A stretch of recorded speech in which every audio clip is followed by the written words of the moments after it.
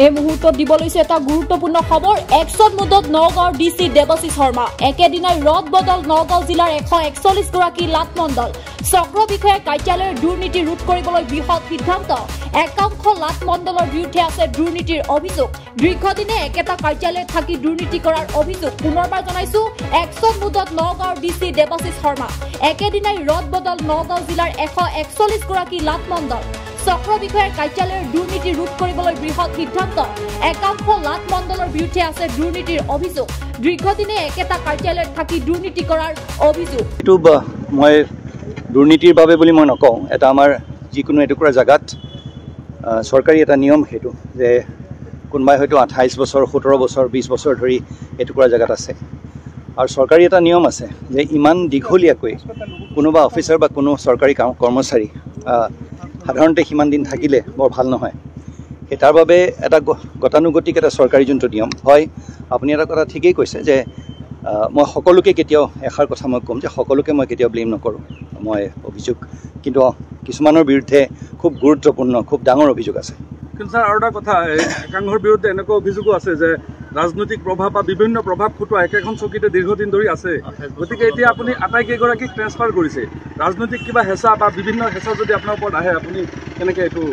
মই নাভাবোঁ ৰাজনৈতিক হেঁচা আহিব, যিহেতুকে মই সন্মানীয় আমাৰ বিধায়কসকলক যেতিয়া কথাষাৰ কৈছিলোঁ, সকলোৱে আমাক জনাইছিলে, আমাক কৈছিলে যে কোনো এটা খুব ভাল কাম হৈছে। সেইকাৰণে মই নাভাবোঁ যে কোনো, আৰু ৰাজনৈতিক দিশত মই ভাবোঁ যে তেওঁলোকে আমাৰ বিধায়কসকলে বিশেষকৈ তেওঁলোকে ভাল পাইছে বুলি মোৰ ধাৰণা হয়। টোটেল কিমানগৰাকী মণ্ডলত?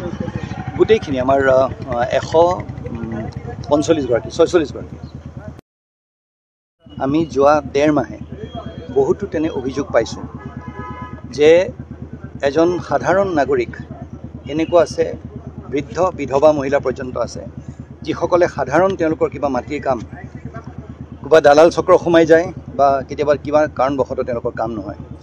অহা সোমবাৰৰ পৰা অহা কাইলৈ, অৰ্থাৎ ৰাতিপুৱা 10টা বজাৰ পৰা গধূলি 8টা বজালৈকে মই শুনানি ল'ম। এটা নতুন ধৰণৰ ৰাজহুৱা আদালত এটা হ'ব, য'ত প্ৰতিজন ব্যক্তিক মই আহ্বান জনাব বিচাৰিছোঁ, কিবা কাৰণবশতঃ তেওঁলোকে যদি আমাৰ নগাঁও জিলাত তেওঁলোকৰ কিবা মাটিৰ কামৰ বাবে অহাত তেওঁলোকে কিবা হেৰেছমেণ্ট পাইছিলে, কিবা অসুবিধা পাইছিলে, তেওঁলোকে আমাৰ ওচৰলৈ আহিব। আমাৰ চেম্বাৰত আমি বহি থাকিম আৰু তেওঁলোকৰ আমি শুনানি ল'ম। আৰু তেওঁলোকৰ কিখিনি অসুবিধা হৈছে, এতিয়া বহু ক্ষেত্ৰত কি হয়, কামটো কৰি দিব নোৱাৰি, এইটো বিধিগতভাৱে কৰি দিব নোৱাৰি, কিন্তু কৰি দিব পৰা কাম এটা, এতিয়া বহুতো এটা আছে যে সাধাৰণ উকা নামজাৰি এটাৰ বাবেও মই সেইদিনা পাইছোঁ যে 2 বছৰ ৰৈ থাকিবলগীয়া হৈছে কিবা কাৰণবশতঃ। সেইখিনি আমি শুনানি ল'ম আৰু শুনানি লৈ আমি গোটেইখিনি নোট কৰিম। সেইকাৰণে ৰাতিপুৱা 10টা বজাৰ পৰা গধূলি 8টা বজালৈকে মই অনুৰোধ জনাইছোঁ। মাজত যদি আমাৰ কিবা চৰকাৰী কাম থাকে আমি যাব লাগিব, কিন্তু অহা এমাহ হ'লে আমি ৰাইজক লগ ধৰিম আৰু তেওঁলোকৰ যিখিনি মাটিৰ বা ৰাজহ দিশত যদি তেওঁলোকৰ কিবা অসুবিধা হৈছে, কিবা এনেধৰণৰ অসুবিধা তেওঁলোকে পাইছে য'ত তেওঁলোকক হ'বলগীয়া কাম এটা, বিধিগতভাৱে হ'বলগীয়া কাম এটা কোনোবাই ৰখাই থৈছে, সেইখিনি আমি শুনিম আৰু সোনকালে আমি কৰি দিয়াৰ ব্যৱস্থা কৰিবলৈ চেষ্টা কৰিম।